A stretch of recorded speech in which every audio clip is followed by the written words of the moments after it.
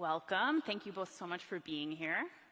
I'm really excited to have this conversation, but I thought we would maybe start with laying some groundwork, because we are here today to talk about activism and culture and climate justice, and I would argue out of those three phrases, there's probably one that's like the least familiar to the average person. So what do we mean when we're talking about climate justice? What is like the definition you would give?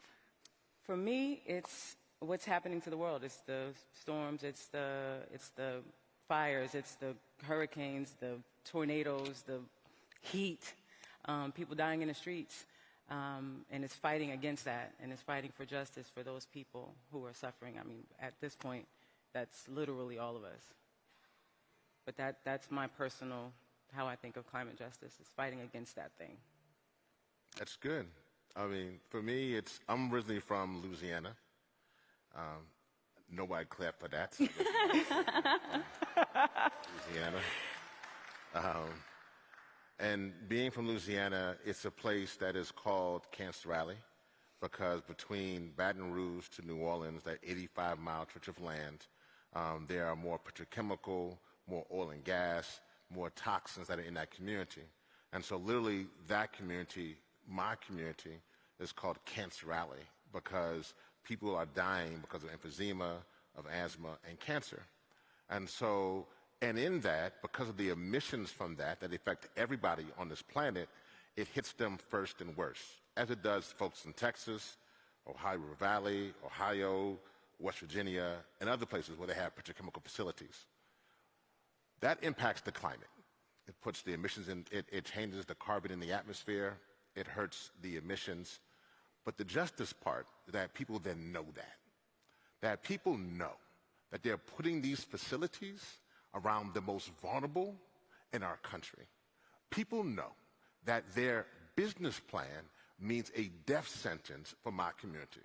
People know that. So the justice part comes in from litigation and legislation to hold them accountable, to say that you can't poison people because of what you're doing, and we're going to make you pay, we're going to, if need be, put you in jail, we're going to hold you accountable. And the justice part is the enforcement of that, to enforce the laws on the books. Now, we're in a crisis mode, obviously, from the Supreme Court to local litigation, that it really has us scared. Mm. And with that said, I love that you said that, the justice part. I guess I don't refer to the litigation and that part of the justice, because in my 10 years, so I've been in the movement for 10 years, thanks to Rev Yearwood. I'm a proud Jersey girl, and I was, when we first met, I was there to sing a song on the very first album about climate change, Home, Heal Our Mother Earth, the album Home. And Rev sat me down and said, I need to tell you what's really going on before you do this album, which I really respect, that he wasn't just trying to just get everybody to do their thing and go, that he really wanted people to really understand. And when he started talking, I'm from proud Jersey girl, and when he started talking about... Pause for Jersey, come on. Right? Yeah. Jeez. Okay, thank you. Eddie said to you twice and nobody clapped. Right? I said Louisiana once and I kind of clapped. So yeah, so he was telling me about Superstorm Sandy and how that was connected to climate change, and how 60% of African Americans live within 30 miles of a power plant. And it started to really hit home, because my family lived within, some of them, 5 miles of a power plant. And I remember this incredibly smelly power plant on the turnpike in New Jersey.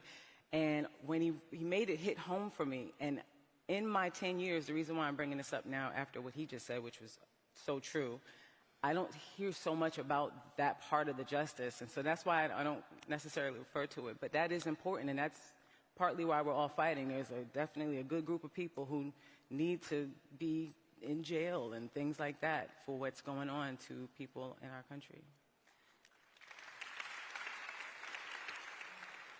I want to zig a little bit. I'm sure everyone here in the audience has felt, as I've felt, and been impressed by my colleagues' very earnest attempts to get anyone to say anything about Biden.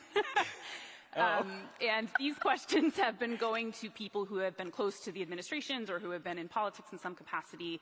And it strikes me that both of you have been doing this for a really long time and have worked with and around multiple administrations from different parties. And I think there's like an undertone in the questions being asked today, which is not a knock, but there's a sense of dread. There's a sense of like what happens in the next few weeks is incredibly important to the future of the country and the world, and certainly what happens in the next 4 years. And it's hard not to feel that, but also I'm just curious, with the grand time scale that you both have worked in, how do you feel about this? Not necessarily whether you think Biden should be the candidate, that's not the question, but how do you feel about the stakes of what plays out and the importance of who's in charge, I guess? Well, no, I can speak to that. I mean, first and foremost, I think that anyone who says they are a climate change denier and is running for public office, that should be disqualifying off the bat. You should not be allowed to run for office when something is impacting so many people, humans, that then you're showing yourself not actually dealing with the reality, and you shouldn't be in that position. So that's the first thing.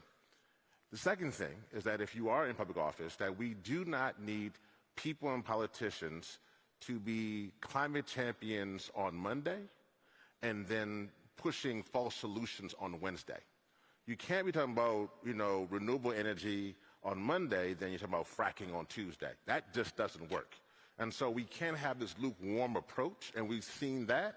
And so we are in a climate crisis. Let me just make sure people understand. We need a climate emergency to be declared so that people can understand what is happening. As we are sitting here, there are wildfires that are literally going on up and down the West Coast. As we're sitting here in Phoenix and in Las Vegas and New Delhi, the temperature in some cases was 125 degrees. And the pavement was registering at 160 degrees. In India, there are children this past week who are 3- and 4-year-olds who literally drowned themselves because they were putting themselves in a bucket to hide from the heat. There were people who were in Mecca who were going to go for their religion, and they were dying in the thousands. We have hurricanes that we've never seen before in June that are registering at Category 5, that are literally going in circles and decimating the Caribbean. We are in a crisis. And so the time for this playing with this is over. And so we need somebody to understand that there are people who literally were alive in June but are now dead in July because of this climate madness. And we need them to hold people accountable. So, with that being said, I know that there's a lot going on the political framework. I understand that. But this is what I want to say to every single climate activist, or even those who don't even understand what's going on. Whatever happens in this country, I know there's people watch around the world, but in this country, in America, whatever happens on November 5th, whatever happens, please declare to yourself right now that you will get up on the 6th, no matter who wins, and you will fight like hell to stop this climate madness.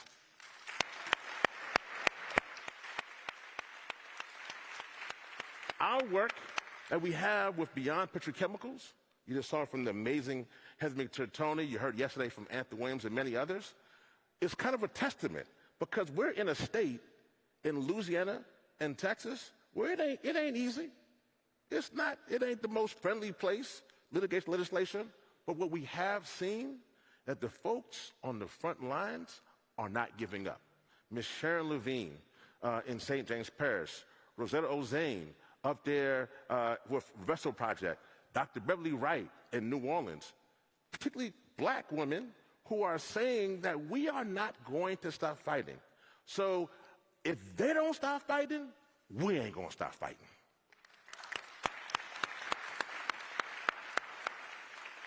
I want to make sure we talk about storytelling a bit, which I know is so important to you both, and not to default to my, what is questions, but I do, it's a word we've heard a lot over the last few days, and I do think that's merit in stepping back and saying, what does that mean to you guys? What is storytelling? How does that manifest in the world? What should we be thinking about?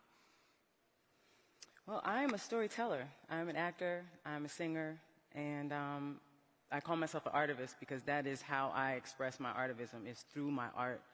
I think storytelling, and it's many different forms of storytelling, honestly. And I think in this case, we need every single type of storytelling there is possible. This is an all-hands-on-deck moment. We have so many hearts to change. Half the country thinks the whole thing is a hoax. So there are at least half this country that we have to literally change. Then there's others who do believe in it, but they're kind of like, oh, well, I don't know, it's nothing we can do. These are natural disasters, even though, you know, and I think that's another part of the storytelling, is that people need to understand that there is an actual culprit, there is a thing, there's an entity, a group of people who are putting profits way above all of our lives and all of our health. That is the main thing that we can actually be fighting against. And storytelling is so important because I like to say the word art is in the word heart. And art touches hearts in a way that nothing else really can. We have a love problem in our world. I think just everything that's going on is a lack of love. Profits over people is a lack of love. And so, you know, art changes the heart, art touches the heart, art moves the heart, it heals the heart, it uplifts the heart, and we can inform people and change their hearts with storytelling, all the forms. And when I say all the forms, I mean we need everybody. We need all the superstar singers. We need Beyonce and Taylor Swift and all of them to do some songs. We need, you know, people to make more movies.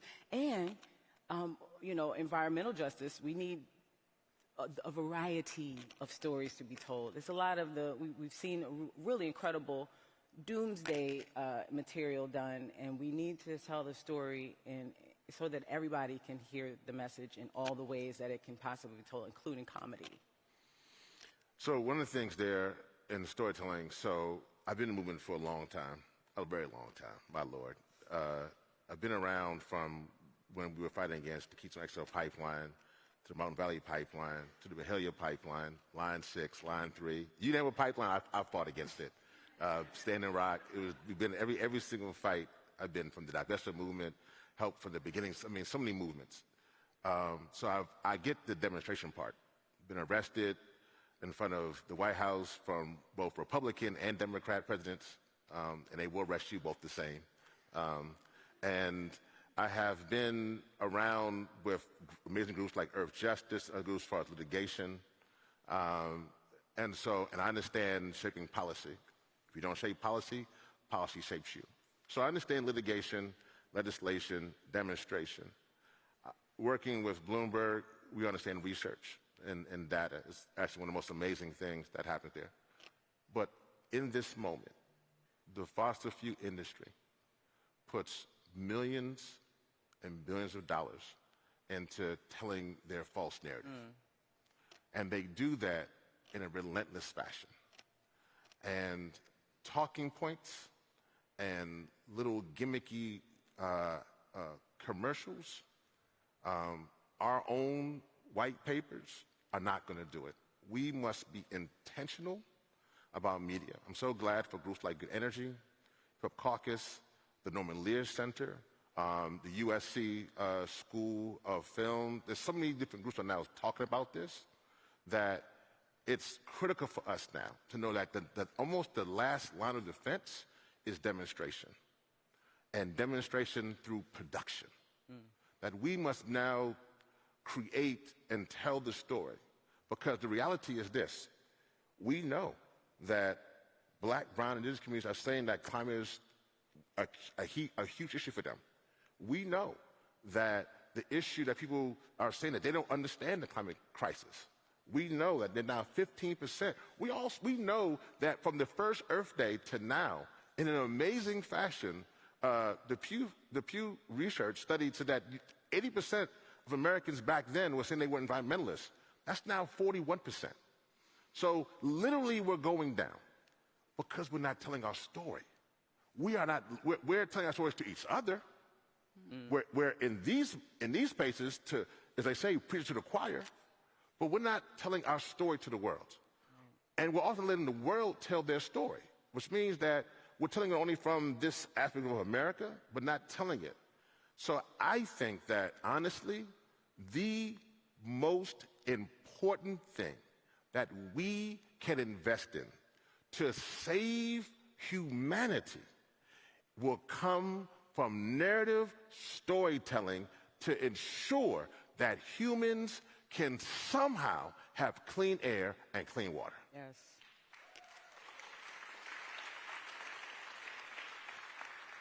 Impossible to disagree with that. I would say, I feel like there are probably a lot of people, maybe even a lot of people here, who feel like they're engaged in that work day to day, and that sometimes it can feel like shouting into the void. And you have this fascinating problem in climate change where even if we just talk about the people who believe in it, they don't want to think about it. And you really just kind of want to blinders on, or at least like spend a significant amount of your time not thinking about it. And so I'm curious, from both of your work, what have you found, and you mentioned comedy as one, like what have you found is effective at telling this particular story or getting this message across, where it's not necessarily an issue of awareness, though I think in some capacity it can be, but it's like penetration. It's really just getting people to engage with this idea. Well, at the Hip Hop Caucus, who I work with as well, is amazing. They have a couple of documentaries that are out, underwater projects. They do a number of things in that regard. But to your point, I think that what I'm saying here is that folks in this room, from the tech side, the business side, from the science side, we need you, but we need other folks who are experts to tell the story. You're not, listen, I taught at Georgetown for a little bit, and I've been around a lot of scientists, and if I ever want to go to sleep sometimes, I call my friends together, and we have a conversation, and then I'm laid out. Nothing against my scientist friends, but I'm just saying that there are experts who can tell stories better, and we need to enlist them. And what works, we've seen now, is like the beasts of the southern wild. Like, we've seen stories that can captivate us and move us, and also stories that don't just tell it from our talking points, but tell it from a way that can help us to move forward. And I sing. I like to actually tell stories. I've been on many toxic tours around the country, and I like to share some of those actual stories of people who I was able to touch and see what they were going through. Little girls, living 25 feet away from an oil drilling site in L.A., and she has now beat cancer at like age 18, 19, which is crazy. And I tell those kind of stories, and then I sing, and the message then just kind of seeps into the heart because I'm pairing a story with music. So that's my personal form. But yes, we need all the forms. We need them all right now. And we have data that backs it up, that shows how storytelling can move the zeitgeist, how stories change it. And again, I'm not saying that none of the sectors are important. They're all important. What I'm saying right now, that we are losing the battle as far as narrative and storytelling, and it's making your job much harder. That's the key thing. And this is a battle that we can't lose, not only for us, but for future generations who deserve clean air and clean water in 2124, 100 years from now. Somehow we are at time. I could talk to both of you for 6,000 hours. Thank you so much for being here and for the work that you're doing, and it's been great having you. Thank you.